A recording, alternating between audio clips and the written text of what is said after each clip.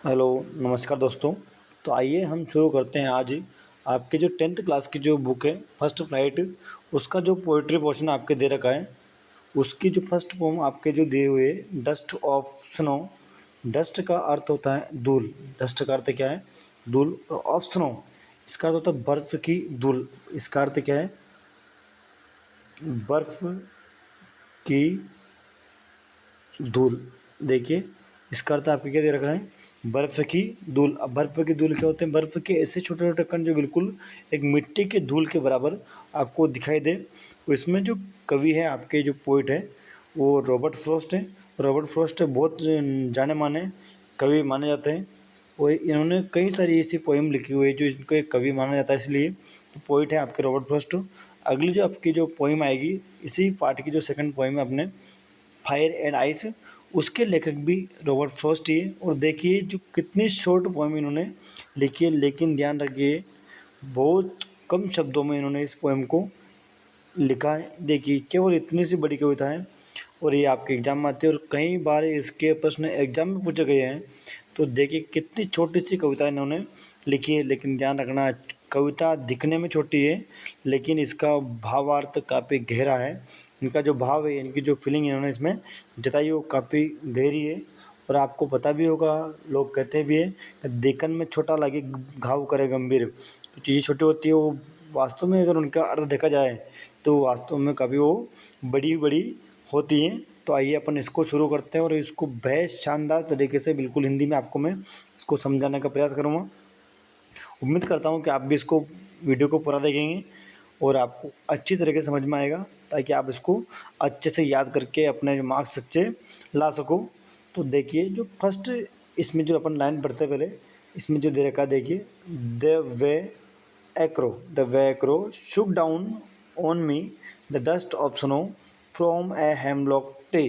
The way Acro, crow का अर्थ जानते हो आप, कौवा। शुक डाउन कर देता है हिलाकर, हिलाकर डाउन है नीचे गिरा दिया। ऑन में किसके ऊपर? मेरे ऊपर। The dust of snow, dust का तो बताओ, अभी ये लिखा था अपन ने धूल। ऑफ स्नो यानी कि बर्फ की धूल को मेरे ऊपर गिरा दिया। फ्रॉम, फ्रॉम करते क्या है? से। फ्रॉम करते क्या है? से। ए हेमलॉक ट्री, एक हेमलॉक का ट्री जो एक अपने कुछ कंट्रीज है उनमें पाया जाता है। हेमलॉक ट्री एक विषैला पौधा है। विषैला कौन सा पौधा है? एक विषैला पौधा है जो इसमें एक नेगेटिव थिंकिंग देता है। देखना इधर देखो, इसमें एक तो नेगेटिव थिंकिंग देने के लिए लेखक ने दो चीज़ें दिखाई आपको इसमें। देखिए एक तो दे रखा है इसने क्रो, एक दिया है हेमलॉक ट्री। क्रो काला कौवा, काली वस्तुओं को भी अपन भी ऐसे नेगेटिव थिंकिंग नेगेटिव रूप में ऐड करते हैं, नेगेटिव रूप में इसको ऐड करते हैं नेगेटिव चीज़ें। और हेमलॉक ट्री देखो ये भी क्या एक विषैला पौधा है। दोनों ही चीज़ें क्या है? नेगेटिव है। लेकिन देखिए अब जब छोटी सी कविता 4 लाइन पढ़ करके देखना, कविता के कवि जो है, जो रॉबर्ट फ्रॉस्ट, उनके दिमाग में इससे संबंधित क्या बातें आती हैं। तो देखिए एक तो इसमें दिया हुआ है क्रो, एक अपने इसमें आया हुआ है हेमलॉक ट्री। दोनों ही नेगेटिव थिंकिंग देते हैं। दोनों को ही हमारे समाज में, हमारे कल्चर में नेगेटिव माना जाता है। करो अगर कौवा दिखता है तो सुबह सुबह अशुभ माना जाता है। तो वैसे ही देखिए इसका पावर समझिए पहले आप। The way A crow Shuk down on me the dust of snow from a hemlock tree. जैसे ही कौवे ने क्या हिलाया?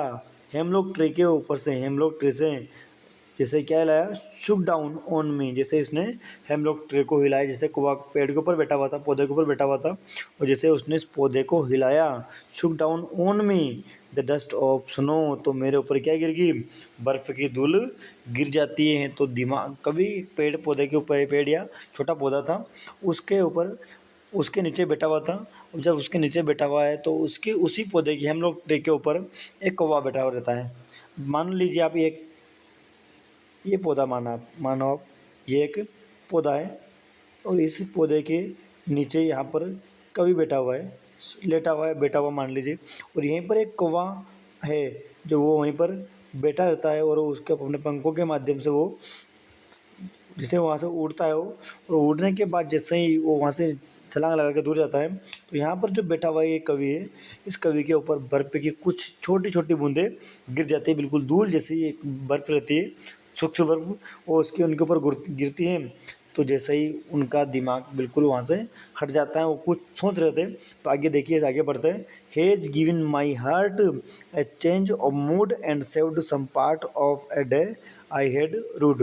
और has given my heart a change of mood, जैसे ही बर्फ़ की जो कण थी, वो कण थे, वो मेरे ऊपर गिरे, तो उसने बिल्कुल मेरा चेंज जो था, मेरी जो मानसिक स्थिति, मूड का अर्थ क्या होता है? मानसिक स्थिति। तो उनके बिल्कुल मानसिक स्थिति में बिल्कुल बदलाव आ जाता है। हैव गिवन माई हार्ट, और वो मेरे हृदय को, मेरी जो फीलिंग थी, वो भी उसको बिल्कुल ही बदल देते हैं। एंड सेव्ड, और बचा लिया, सम पार्ट यानी कि कुछ हिस्सा, किसका? Of a day. और देखो उस छोटी सी घटना ने, कि इंसिडेंट ने, उसने मेरे एक दिन का एक कुछ हिस्सा बचा लिया। आई हैड रूड, रूड का मतलब होता है पछतावा। रूड का अर्थ क्या है? पछतावा करना। जिसको कभी मान लो कभी के दिल में कुछ, या कभी को कुछ ऐसा लगा होगा जो उसको चिंतित करता है, किसी बात के बारे में टेंशन लेकर के बैठा हुआ था वो, तो वो जो एक पेड़ के नीचे बैठा हुआ था, जो उस एक पेड़, छोटी सी उसके दिल में एक ये जो दिमाग में घटना घटी, जिससे पौधे, ये जो वहाँ पे जो एक कौवा था, उसके द्वारा जैसे टहनी हिलाई गई हेमलॉक ट्री की, तो वो जैसे इसने हिलाई, तो बर्फ़ की धूल के कण गिरते हैं कवि के ऊपर, और उस कवि के ऊपर बर्फ़ के धूल के कण गिरने की वजह से उसके दिमाग की जो मानसिक स्थिति थी, उसका पूरा का पूरा चेंज हो जाता है।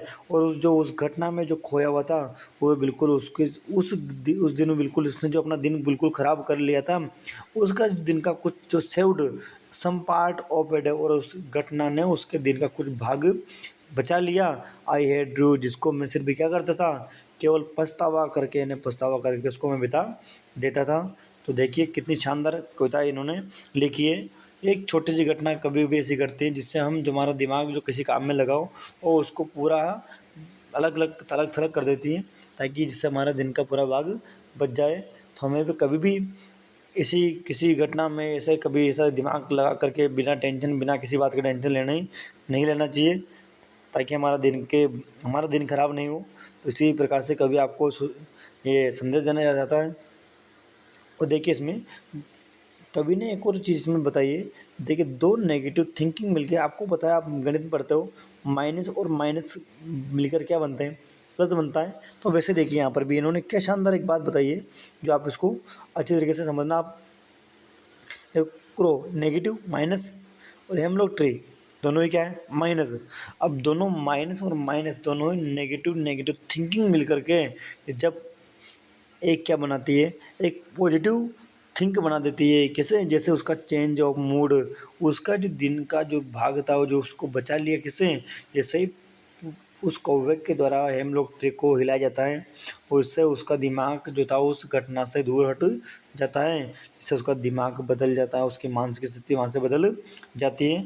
इस प्रकार इन्होंने कविता लिखी है। तो आशा करते हैं, उम्मीद करते हैं कि आपको हमारे द्वारा जो समझाई गई ये कविता, आपको बेहद शानदार तरीके से समझ में आई होगी।